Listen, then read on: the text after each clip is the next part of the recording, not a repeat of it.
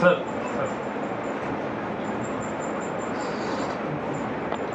ওকে okay sir.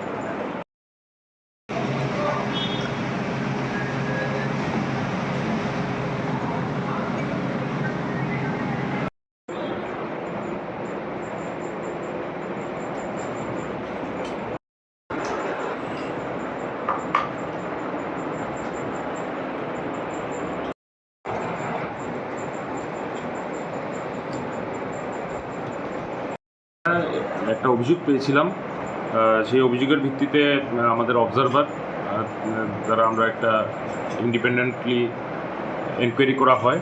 সেই এনকোয়ারির মাধ্যমে আমরা এটা জানতে পেরেছি যে এখানে একটা ইভিএম কে ট্যাম্পারিং করার একটা চেষ্টা হয়েছিল।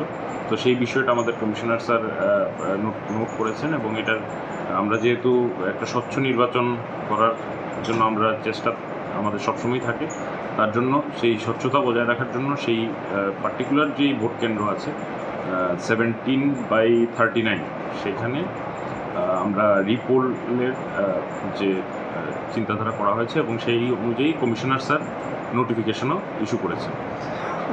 স্যার দেখা যায় যে কাল বেশ কিছু জায়গায়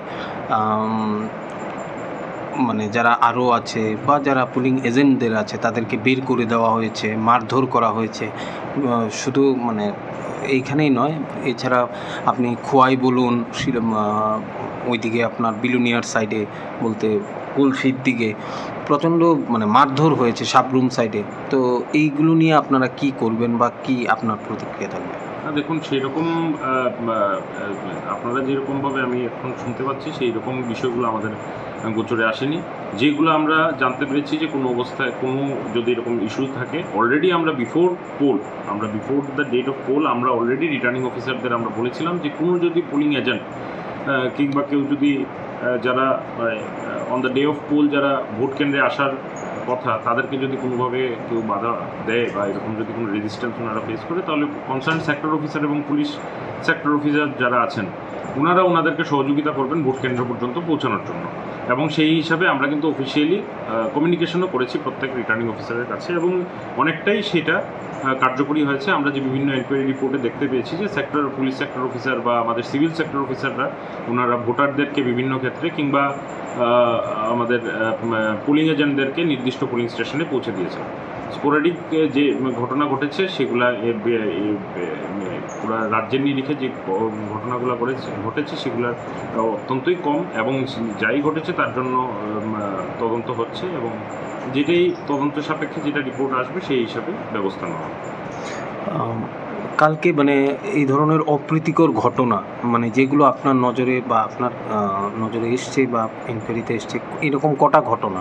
এরকম তো law and order related issue হলো কমপ্লিটলি আলাদা, সেটা ভোট কেন্দ্রের ভিতরের কোনো ঘটনা নয়।